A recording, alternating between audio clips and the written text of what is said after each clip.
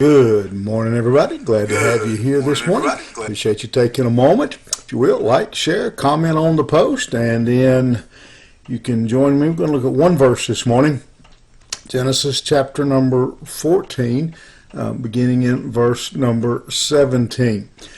Here it says, after his return from the defeat of Hadorlaomer and the kings who were with him, the king of Sodom went out to meet him at the valley of Shaveh, that is the King's Valley. Seems pretty plain. Seems like no big deal there. But there's something brewing here that Abraham's going to have to deal with. That on occasion we all we probably all cross this bridge in some form, come to this obstacle at some form or fashion in our life. All the world's goods, the things the world has to offer, the praise of this world are represented here in the king of Sodom. This king, the king of Sodom, he had been spared. He had been his life had been preserved because he ran and hid. We see that he ran and hid in the tar pits. And when the invaders had left and he came out to find that his city had been destroyed, been wiped out, that pretty much all of the people had been carried off or killed, that anything worth having had been hauled off.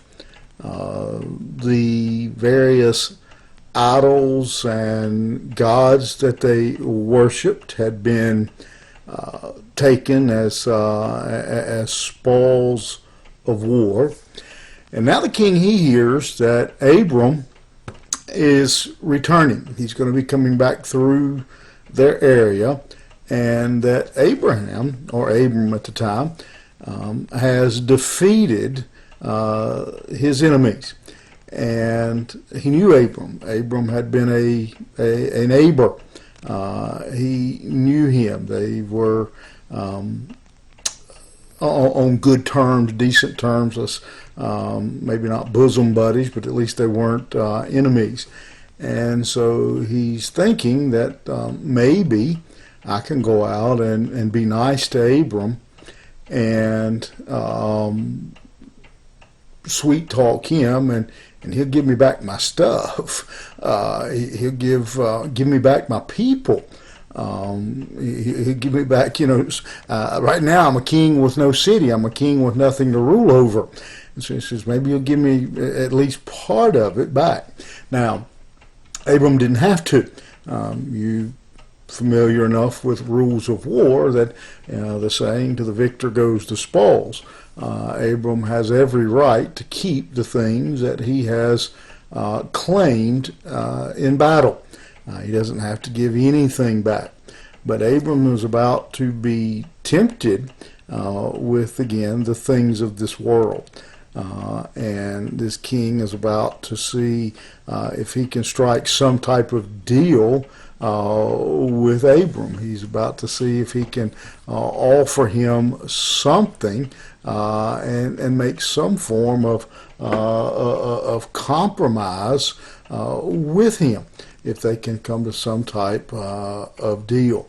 Now, again, remember that Sodom was a filthy city. It was a rotten city. We still today use the term, when we think of Sodom and Gomorrah, we use Sodom and Gomorrah to describe any place of immorality. It was a place that, you name it, that sin was there.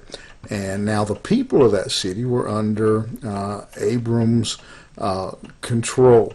They were his, technically his possession. And so this king is going to come out and he's going to meet Abraham, and he represents the world, all the temptations of this world, and Abram was about to be faced with that temptation. Will you take the gifts? Will you take the honor? and the praise of man. Abram, will you sacrifice what you stand on, what you say you believe, for the things of this world? And you and I may not ever find, and most likely we won't ever find ourselves in this exact position. We'll probably never find ourselves negotiating with kings, but we find ourselves every day bargaining for our morals, bargaining for our reputation, our testimony, most of all for the reputation of God. And let me encourage you, challenge you today.